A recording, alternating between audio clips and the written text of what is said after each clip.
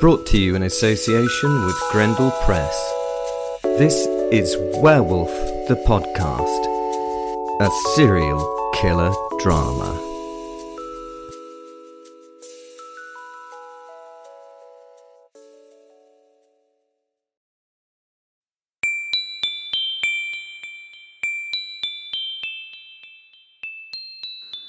So, a lot's happened since Christmas. I'd just come along to murder this little family and then wait for Santa Claus so that we could pit our, werewolf self against the great Saint Nicholas.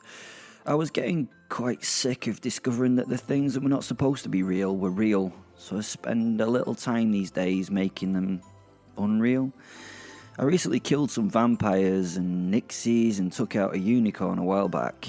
Killing these unreal things tends to be really hard, and to be honest, the fallout after doing so has been a pain to deal with, but we need to suffer in this life to make it worthwhile. Or some philosophical shit like that. Do we need to suffer? Do we? Who the fuck knows? Well, it turns out that elves and Santa are real. I know. Who knew? Your parents were actually telling the truth and then lied to you when you got older. Why would they tell you that he does not exist if he did? Is that what you ask? Well, I don't fucking know. Who do you think I am? Your therapist? Because if you do, you're properly fucked. It turns out that Santa is a really powerful being and that I could do sod all to stop him doing me. No, not doing me in the 15-year-old boy sense of that term. It turns out that the glamour that he can spread controlled the crap out of us. Not something that I've had to go through before. Most glamours that have been used on us in the past have just made me feel a little strange, a little weird, like we liked the person, creature or something. This glamour that he did sat us, on our respective arses and controlled us wholly. Please go and listen to the last couple of episodes, but if not, in a simple roundup of what happened, I killed a family so that I could meet Santa. No, not the Santa Claus sanctioned pedo of the shopping mall. Ho, ho, ho, what would this little boy want that sat on my lap? Now what's poking me from your pocket, Santa? I've got nothing in my pocket, son. Must be your belt buckle then, mustn't it? Nope. Anyway, the real Santa had then arrived at the dead family's home, and he'd made me look very stupid by stopping me from doing anything. Well, that's not true. He made me sit and listen to him and not move. He also managed to do it to my wolf soul, which fucked Fen off no end. Oh, he had also brought a friend in the form of a little green furry elf. No, not cute. Not cute, by the way. He was called Prendo and looked like he'd cage fought with multiple raccoons at once and probably lost. Now, Saint Nick and his ugly little fuck of an elf were going to show me the true meaning of Christmas. The bastard was going to try and Christmas carol me. He was going to try and kick the Grinch and the Scrooge out of me. This was going to be, well, it was going to be my worst nightmare. I knew the fucking story and I was not going to enjoy this. I just knew it. So, here I am, sat on a seat behind a few hairy, flatulent asses. I'm naked. I'm not going to explain that because if you've listened to the podcast before, then you know why I'm naked. If you've not listened before, exercise that huge IQ of yours and think about what happens when a man suddenly turns into a giant werewolf. See? There's your answer. Easy, huh? That's why I'm naked. The beasts before us weren't the reindeer I knew. I'd hunted herds of them in the Ural Mountains. The reindeer I knew were rough, hairy bastards that survived some of the worst climatic situations the earth could throw at them. These reindeer were firstly much bigger, about the size of a horse, and were groomed and prettified. Their coats were not the shaggy heaps of their wild counterparts, but the polished fluff of the well-looked-after horse-girl pony. They shone and sparkled and had ribbons and shit. Oh, and of course, wee bells were plaited into their Vidal Sassoon manes. I think the beasts must have been a little magical as they did sparkle, and little lightning flashes earthed between their hooves and antlers just every now and again. Otherwise, if they weren't magical, I'd really banged my head and was seeing things. They were skittish and seemed to want to get on their respective way, or maybe they could just sense that there was a giant wolf soul sitting on the bench behind them. Who knew? And also, do you really give a fuck? There were a few of the beasties. I couldn't move, so it was difficult to tell, but I would say there was about 8 or 10. The sleigh itself was a wooden affair and had a large sack at the back. I'd seen something like it in a book as a kid. In fact, it was the sleigh of those books. It was incredibly well crafted and beautifully varnished, and it was hardwood, and it was just beautiful, yeah. I sat on a bench. Fen and I were sitting on a leather upholstered bench at the front of the sleigh, looking over the reindeer asses with their pretty plaited tails. It was more of a couch than a bench. It seemed that the bench was crafted, upholstered, comfortable, wonderful. Yeah, it was dead good. The leather seemed to change colour at random, which was strange. Sometimes it would be a shiny red and then would change from dark maroons and blues to greens. It was different, to say the least, and God, I really wanted one. We were still paralysed, me and Fen, that is. As soon as I awoke, Fen was in my head telling me what had happened. Apparently, when Prendo the elf had been set upon us by Santa, he had expanded to about 10 feet tall and become this massive reflection of himself. In his green-tinged, long-fingered hands, he had held a sack that had grown with him to the same scale. He then picked me up between finger and thumb, dropped me in the sack, and followed me with a solid stature of Fen. See, this bit is tricky to accept because nothing can normally touch Fen, my wolf soul. Weird. You see, he can walk through physical shit like walls, people and things, so the fact the elf scoots him up was strange. Although maybe Prendo did not exist in the real world, in the way we think these things exist, so he could do something like that. I was confused, but not in the mood to try and ask the elf what his secret was. Just couldn't be asked. We then had been placed on the bench of the sleigh by the gigantic, horrendous green elf, and then he'd shrunk back with his sack. Sorry. The elf had stood in front of us for a while, staring and giggling in a sissing method. Then, as if called, it disappeared in a ping, and a small dot of light had passed back through the roof, back to Santa, back into the house that the sleigh sat on. Well, I don't suppose the sleigh really sat on it. It kind of floated a foot above it and seemed to move a little like a boat moored on a calm lake. I've already told you I was naked. Go listen to the other episodes. This would make sense. I was naked, and it was a fucking big but, some cunt had put a Santa hat on my head. I couldn't do anything about it. About the fucking red velvet thing with its fur lining and the fur pom-pom on the end. This was a level of torture already that I did not need in my life, especially as the furry pom-pom at the end of the furry hat, it had been dangled, I imagined carefully, so that it sat on my left cheek in a prime position of annoyance. From my interrogation training, I knew that this was a stress position of sorts. I mean, I was a physical specimen, so putting me in traditional stress positions would be pretty ineffectual. I can hold them for a few hours more, so if you're in a rush, they're not the most effective manner of getting me to talk. I quite like stress positions, to be honest. Firstly, because I'm a massively kinky creature, and secondly, because I like to do a lot of yoga, so I put myself in stressful positions for fun. Torture to me is normally just, it's just kind of a training session, or otherwise, I get off on it, to be honest. Either way, it's a win for me.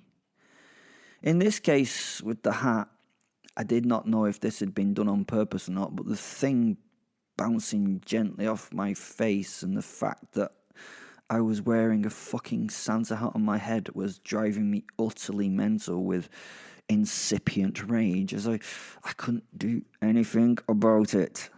I have to say, though, I wasn't cold. I don't know how that worked. It was not the snowy Christmas scene that you can imagine in your head. It was the usual British Christmas scene of dull, drizzle-filled cold darkness. It was, the fine rain. The type that Peter Kay tells us gets you wet right through. Yet, we were perfectly dry. The fine rain seemed to stop 2 feet above our heads and sizzle. The weirdest thing, I suppose, is that the sleigh and the deer were hanging in the sky, but below the runners and hooves was about a foot of crisp snow. Below the snow was thin air with nothing in it. See? Fuck the laws of thermodynamics. Magic, baby. It was a definite that whatever had happened and was happening here, especially, was all magic and bollocks. Whatever had sorted this out looked at the laws of physics and had gone, nah, fuck that. Let's just do this and ignore all the maths and shit. Don't blame it.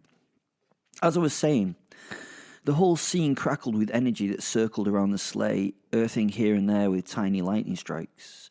The night was full of an electricity and it was, it kind of felt greasy as it ran over the skin. I could sort of see behind me a wee bit and could see the giant sack sitting in the back. It had toys poking out of its red self, as always. An old-fashioned wooden painted soldier, you know, the type you see in the books, wooden and shit, not like an action man at all. With the shit wooden soldier were a candy cane all stripy and red and white and a teddy bear. You know, the bear looked more Stein-like than a Stein bear should. Me, well, I was proper fuming at this point, proper fuming. And then 2 white dots floated up through the roof, and then with a ping of pinginess, they formed the elf and Santa with a flash. The elf sat down and pushed his way against me. Yuck. He stank. I mean, he proper stank, and he wiggled and wheedled his ass until he was comfortable and far too close to me. It looked like a gremlin crossed with a hairy gonk. It was terrifying, and its black balls, which were its eyes, showed absolutely no emotion. It was like looking at a shark's eyes, you know, one of the dangerous ones, like a tiger shark. They just looked dead, and yeah. Then Santa himself swung up beside the elf. He was the image of Santa that you now see in your head. No, don't change it. I see what you're doing. It was the first one that sprang to mind. Yeah, that one. And he picked up the reins and said, "Ho, ho, away, Rudolph." And with the snapping of the leather straps, the reindeer leapt away down a tunnel of light to wherever the fuck we were going now. "How are you two doing?" the Santa asked over the noise of our journey through the dimensions.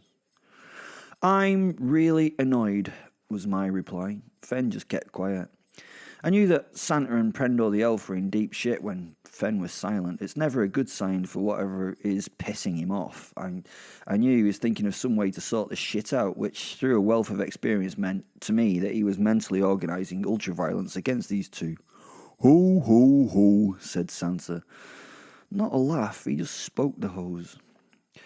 Can I ask what you are going to do with us?" "We are currently moving through the past, where I'm going to show you a beautiful Christmas that you've had, a beautiful Christmas from your past, and show you why they are of value to you," he told me. I was going to argue that we could not be currently travelling through time, but I soon realised that I had no idea what was going on and had no understanding of the current or past or anything else. So being Billy Big Balls and saying the current is a representative time frame would sound fucking ridiculous to someone who just knew it as magic. "So, we're in a trans-dimensional portal that can take us through time?" I asked him. There was a long silence. I could just see enough of Santa to see him furrow his brow as he thought about what I'd just said. The awkward silence extended, and then was punctuated by Prendo, who slapped me across the face with some force and said, "Magic's tunnels!" With the slap, I could somehow now move my jaw a lot easier. Strange. I wanted to rub it, but I still couldn't move my hands to do that, so I satisfied myself by moving my jaw around a bit more. That slap would be held in my memory, it would be noted down, and the elf would have just earned himself at least another 5 or maybe 10 minutes of continued agony in his life before he was killed. I smiled and laughed as though it didn't hurt. "You do realise there are no S's in magic, don't you, you little fuck?" I said to Prendo the elf. It laughed in response, obviously not getting my, clever quip, and pulled its hand back for another strike, and I prepared myself for the slap. "No, Brendo," spoke the big man, and the elf dropped his hand to his lap with a snarl. "Forgive Brendo. I am afraid he is a good elf, but a little old-fashioned in his manners." I did initially feel that I'd forgiven the little creature, but then I realised that it was Santa's glamour thing that made me feel like that, and I would never ever forgive this little cunt in reality. I lived to restore the harmony of my universe through the vitriolic torture and murder of those who've tried to hurt me. He was going to die horribly. So horribly. It made me smile. I was able to have some level of control over Nick's glamour now. Smiling, moving. Time will tell, as I could slowly move just that little bit more and that little bit more. We suddenly came to the end of the magic fucking tunnel and burst out of the flashing star effect into a cold night above a housing estate that was covered in a light sprinkling of snow. I guess this must have been in the past, as I saw the older type cars parked in the drives of the middle class homes that littered the landscape. Oh, we were back at my first home. We landed on the middle-class detached home that had been my house as a young child. There was my dad's red Ford Cortina in the drive, and I recognised it. As the sleigh came to a stop, I started to recognise the lie of the land and started doing one of those things that I fucking hate, reminiscing. Reminiscing about your childhood. I hate nostalgia and didn't want to catch it. You always seem to remember times with a sweet tendency when at the actual time it had been fucking shit. The next moment we were in the dining room of the house. It was crowded with my family and everyone was sitting at the table that was piled really high with food. Christmas hats were being worn and my alcoholic parents were already pissed out of their minds at 3 p.m. Alcohol was just not for Christmas though. Remember that, kids. Alcohol's not just for Christmas. It's for life. I was the child in the plastic high chair where my grandfather was feeding me a mashed roast potato and gravy as I gurgled. I could see another fen lying down like a sleeping dog in the corner. He was just chilling. While another fen, my fen, is it my fen? Well, this fen from I don't know. It was a fen, was watching what was happening. So there was a fen laying down and a fen watching the fen it was confusing. It was weird seeing the two of them, but I got it. It was all magic and bollocks. There was much merriment and slurred chat at the table, and in the background was some kind of fucking shitty Christmas music. Santa stood next to me, smiled and nodded as I gurgled and burbled as Grandad fed me most entertainingly. Aeroplanes of food were being landed into my two-toothed mouth. "See how happy you are," Santa said. "Everyone is content and sharing a lovely time. See how family is so important." I looked at him, then at my granddad. He'd fed me using a plastic spoon and most of it had missed my mouth and ended up on my chin as I had flinched as a baby. Grandad held the spoon where it was so that the mushy food did not spill onto the high chair seat, and he used a finger to scoop the food towards my mouth.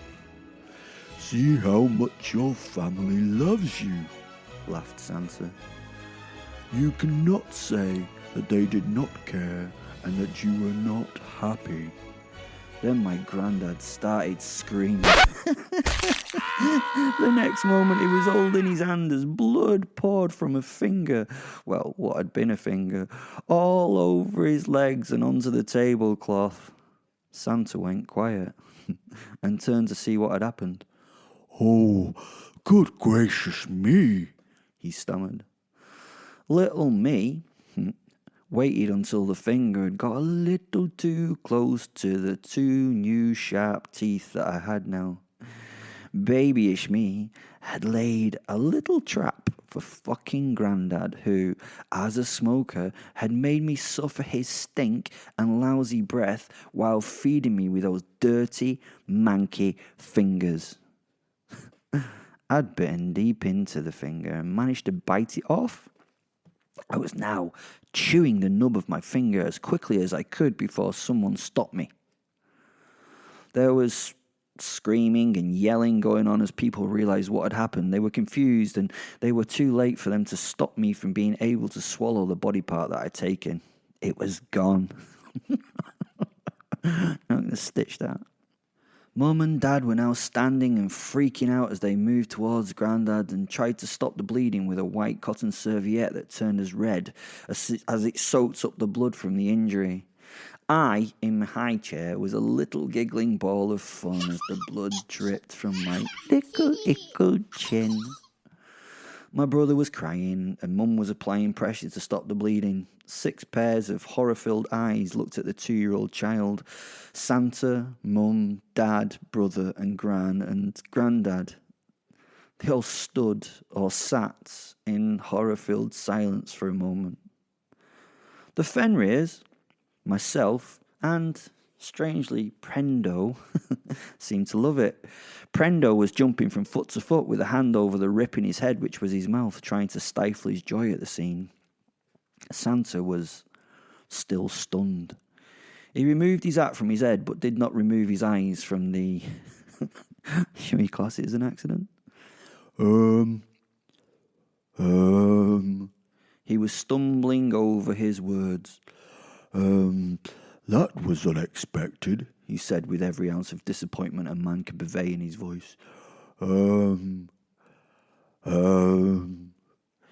You are so right. That was one of the best Christmases I can remember, I told him. I faked a sniff, as though trying to stop the nostalgic tears whilst brushing them away from my eyes. That was not what I expected to happen as a happy Christmas moment, Santa told me. His face was a sight of horror, and oh, how that face could express it. It was my first happy Christmas. I remember it well, and do you know what happened? I almost forgot. 2 years later, Grandad died during Christmas dinner. He had somehow choked on a small plastic frog that had been in one of those crackers that year. You know, no one knows, nobody knows how it got into his throat, but it did. And he died. Sweet memories. He fell dead into his stuffing. Fuck, it was funny. Thanks for that. Santa shook his head ruefully. This was not the lesson I was trying to teach, he said. Well, to be honest, you did show me how much the Christmas of the past had been fun for me, so in a way you've done a wonderful job, I told him gratefully. But you bit your grandfather's finger off during it. I know, brilliant. Fen and I started laughing before suddenly we were sat back on the sleigh bench and in the early phases of takeoff. The elf beside me sat staring with those beady black eyes at me now. His face was unreadable, but he just sat and stared. We took off into the night and went back into the pan-dimensional wormhole of magical bollocks on another journey into time, methinks. Still not sure, but at this point, I didn't really fucking care. That was brilliant. We landed on a wet street in central Manchester. It was dark and the streetlights blinked in the night. I recognised the spot. It was a site somewhere near Levenshulme, a place that was a police no-go zone and a site of drug use and prostitution, but not the drug use and prostitution you get at the top ranks of richness and nobility. This was the shit low-level hell of the fentanyl fan. This was the bastion of addiction and the death of the poor. Father Christmas really knows where a good wolf would like to go. This was everything I ever wanted for Christmas. The Christmas sleigh drew up and we stopped. Father Christmas looked a little stunned at where we were. He was concerned and worriedly looked around under the flyer over the bridge where humans at the lowest depths of humanity lived. No lived life. These people was very wrong. These people were not living. This was not life. This was misery. the home of the addicted and lost, those that did not fit into society, those of the uncared for mental health issues, the pain removal of narcotics, and the no-looking life that had brought these humans to this. Justice, so beautiful. This, sorry, I'm struggling. That's so beautiful. This was an example of the worst of humanity, that they let these people live like this. And what made my Christmas was that this was a local example. And yes, we can be so proud of it. This is no third world country run by puppet governments for their natural resources to be removed and pumped out to the first world. Oh no, this was central Manchester, just 5 miles away from that once beautiful home of that family that I just murdered. This proudly was our poverty and our destitution. As Santa stepped out of the sleigh, he stood in a big shit. "Oh my goodness, this is disgusting," he cried out. "Oh, mate, Santa, yeah, that ain't dog shit on your shoe, believe me, I can tell. This nose here doesn't tell any lies. That's 100% Mancunian human feces. With that step, I welcome you to Manchester. One small step for mankind, literally into mankind's life. Shit. Gosh, I'm hilarious. Somehow I moved my hand up to the side of my nose. The glamour was fading. Awesome. Father Crimbo was losing control over me. The little elf thing noticed me move my hand and backed off a little bit, smiling at me and laughing a little hissing tee-hee-hee. He winked and turned and pointed at Santa, then back at me. I winked back and pretended I had a clue about what the fuck he was trying to insinuate. "He wants you to fuck up Santa's life a little, Will," came into my head from Fen. He could turn his head towards mine now. "Brendo is an evil little fuck that has been forced to be good, do good stuff by Santa's glamour himself. So he comes, he hopes you give old Santa a run for his money," Fen continued. The elf checked on Santa, who was focused on wiping the shit from his shoe, and then looked back at me and nodded and gave me a thumbs up. A long, spindly, hairy thumbs up. Well, this was getting much more interesting, much more fun. "This is disgusting," was being repeated as Santa wiped the shit from his shoe. Suddenly, out of the drizzle-laden darkness came a woman. She had been a woman, but her hard life had done things to her. She was not entirely with us and staggered up the street. She wore tight jeans and that were filthy and dirty around the knees, and white scuffed high heels. No clothing for the weather. She had a thin bomber jacket over a thin cotton vest, yet she didn't seem to notice the cold, as she was, not in the same frame of reference as us. She was fucking wasted on a drug of, we don't know, a drug of her choice, or who knew what, or how many types. Maybe the fact she was walking was fucking unbelievable. I turned to watch this beautiful angel image as a tear developed honestly in my eyes. Hey, beauty is your own choice. It's in the eye of the beholder, right? As she got closer, we saw that she had her hair bundled up in a tight ponytail on her head, which was bound with a bit of shitty tinsel. Her bomber jacket was also silver and 2 sizes too big for her, and her eyes were sunken in a face that had lived several lives in the short time that she'd been on Earth. It was a fleshless skull of a face that told of a need more for drugs than food. This was a Christmas victim. Santa noticed her and announced himself with "Ho, ho, ho." God, I hate that. She was blind to the world. She was blind to reality, never mind unreality. And he was confused as she made no response of any type. "Ho, ho?" he repeated. She stopped and looked up at him through what were, already dead eyes. She was a dry-skinned zombie, a dead woman walking. She looked 50 and badly looked after 50, but I bet I'm not sure, but I bet she was in her late 20s. Hey, mate. Hey, mate. Can you order me a taxi, mate? I need to get home to me kids, but I ain't got no money. She asked Santa. Perfect. She was fucked up and she had kids. Perfect. Make this a happy one, Santa, you twat. Santa Claus was a bit nonplussed that she had not noticed that he was Santa Claus, and he paused for a moment, scratching at his head as he thought. I don't know how to order you a taxi, my dear, he told her. All right, she said. You ain't got no phone then, have you? She tutted. Okay, mate. Okay. What if I let you play with my tits? Will that help you find your phone? In fact, if you pay for the taxi, I'll let you finger me minge, she told old, confused Santa. He stood, open-mouthed, and looked at the woman. No, my dear, I am Santa Claus. I can make your Christmas wishes come true. I can make anything that you want, and is reasonable, of course, because you've been a good girl, come true, he told her.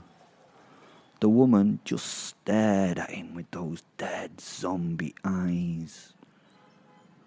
The silence rolled in. The awkwardness grew. Look, mate, just ask me if you want to fuck me. It will cost you 50, she told him. Santa turned to me with some kind of pleading look in his eyes. He was silently asking me for help. And then the woman just started walking again. As she left, she finished the conversation. Fuck you a very Merry Christmas, mate, she said, as she signalled her single-fingered salute over her shoulder without looking back. Fern and I were pissing ourselves at the confused St. Nick. He had no idea what to do in that moment. He kept looking at me and then acting as if he was going to call her back. But by the time he got control over his level of flusterization, she disappeared into the cold, wet Manchester night. This was beautiful. Silence fell on our little group. As St. Nick stared after the woman. He looked confused. His eyebrows were so knotted on his forehead with a relevant look of confustication that I felt a little bit sorry for him. It's all right, St. Nick. Santa. Can I call you Santa? Or is it Mr. Claus? Some people just don't get Christmas. I told him. These people are used to being abused. They're used to being used and cannot accept human kindness or, what do you call you, unhuman kindness, because in their little awful world, kindness never comes without a price.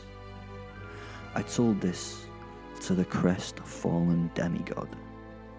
He was staring down at the fecal matter he'd scraped from his boot onto the sleigh. Silently and sheepishly, he looked at me. Merry Christmas, I said, holding my thumbs up to him.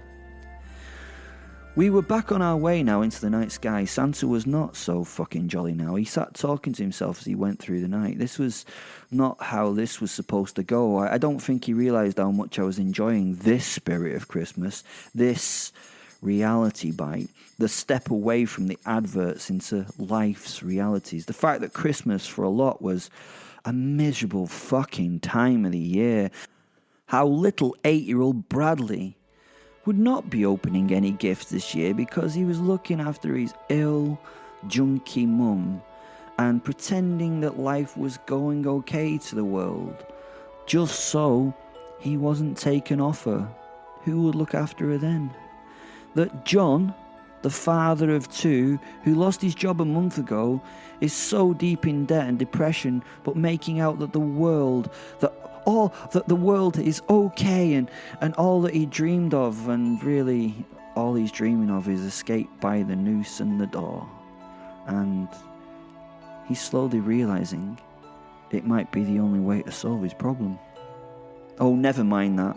What about those poor kids starving in Ethiopia on the news? You know the ones with the flies landing on their eyes and the potbellies through malnutrition. Hey Santa, you say that was the 80s, but I know it's happening somewhere. You know, somewhere that's happening. And there's, child trafficking and abuse and all that kind of stuff. Happy fucking Christmas, Santa! Again, we flew into the tunnel of magic, sparkly time warps. The four of us were a little more morose now. Not a single ho fucking ho had passed St. Nick's mouth for a while, and he seemed ultra quiet and ultra focused on the night before him. We came back to the very first point we left. We were atop the middle-class house of the family that I'd middle-class murdered a few hours before. The sleigh stopped, and all was silent apart from the sniffs, burps, and farts of the reindeer. The elf next to me was vibrating with excitement. He seemed the happiest wee beastie on the planet as he turned his gaze to Santa. Why are we not going to see Christmas in the future? I asked him. He didn't say anything. He just stared at the floor of the sleigh. His head and posture were that of a beaten man. I smiled at him. Shall we just get off here then? I asked. He didn't look up. He just nodded his head, and a tear dripped from his Father Christmas nose. The elf, who was now excited, shook my hand and patted Fenrir. The first time ever I'd seen anything touch Fenrir, and it helped us from the sleigh to the roof. We stood and watched as Santa picked up the reins and cracked them over the back of his reindeer. The sleigh shut off, and all I remember of this is the little elf waving goodbye before it disappeared into a white dot of light that became one of the stars of the firmament. Fen and I were now sitting on the solar panels of the home's roof. We looked at each other and smiled. Well, I smiled. The wolf sort of smiled. Never mind, it's kind of difficult. It's hard to explain how a wolf smiles. Just remember, there's no wagging of tails. Definitely no fucking wagging of tails. Big, strong wolves don't do that, do they? Congratulations, Will. I think you fucked up Father Christmas, Fenrir said. I carefully bowed my thanks. I thought about the night and I smiled. I'd spoiled Santa Claus. I could not have killed him, but I could fuck up his mental attitude. It's probably better. An unreal being had been shown a little of the world's reality. I laughed. Fen and I finally combined into the werewolf and stood on the roof. I, because I'm petty, because I'm a twat, stamped and broke each and every solar panel on the roof. I know, I'm a proper dick. Once I'd fucked up everything enough, we leapt from the top of the building and we hit a fucking trampoline and I became an airborne werewolf. Fucking hate trampolines. That's the end of the episode. Please come and join us on Facebook. Please go and look at the description, and there's loads of links down there that you can follow to do different things. If you would subscribe to the podcast, that would be fantastic. If you would, review it and give it stars and things, that would be fantastic as well. As always, I hope that your new year is a wonderful thing for you, and I love you. Bye.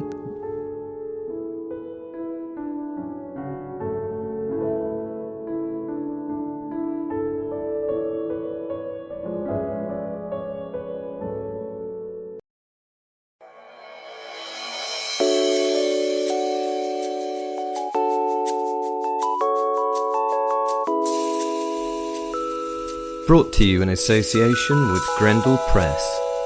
This is Werewolf the Podcast, a serial killer drama.